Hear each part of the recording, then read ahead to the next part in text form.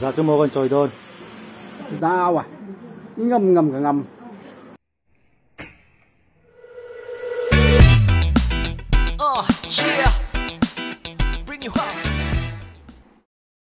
Heo, hãy thì dùng hiên mua con tí đôn. Này lâu cần đi bịp này nè. Cú vào đâu? Cả bộ thế, in hú mô. Thì chia lên thì mấy lòm. Mình hẹ là vàng. Tunggu ya. Carrom masa đôn. Đau à? Tôi bây giờ cái trận là cho cái trận mà sang ai được. Trận mà sang nó mà ha.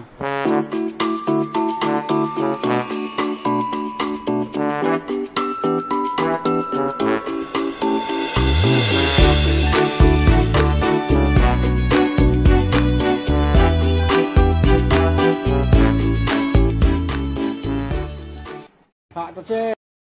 Inar va selo kan khel thei don na na i pen thei box silo. Saro.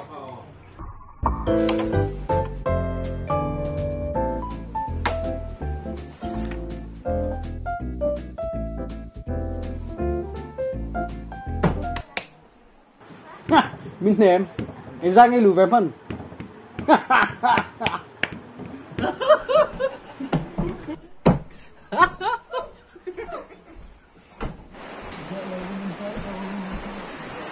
Không có bao nhiêu mà trong máu là mình để là vòng cùng khát và riêng lắm mà cảnh khỏe thật là đòn đi ô.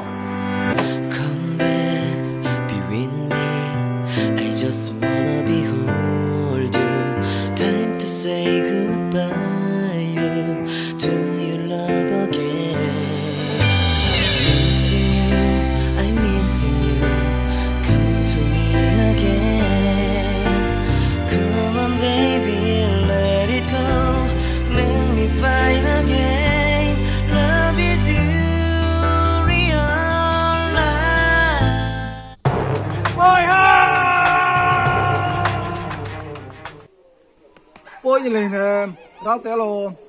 Ê, chú tiêu lô. Ra kia hô!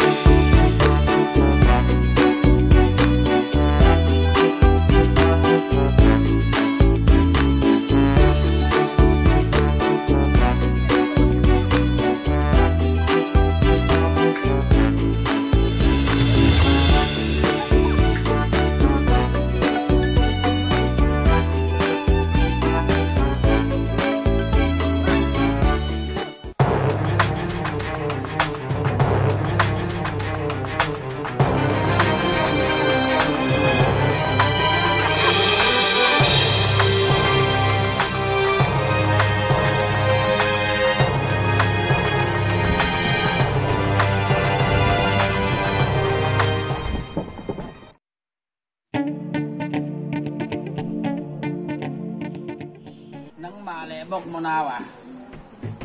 Mà ai đang cần sọc chẳng hay ăn con xe miệng đó.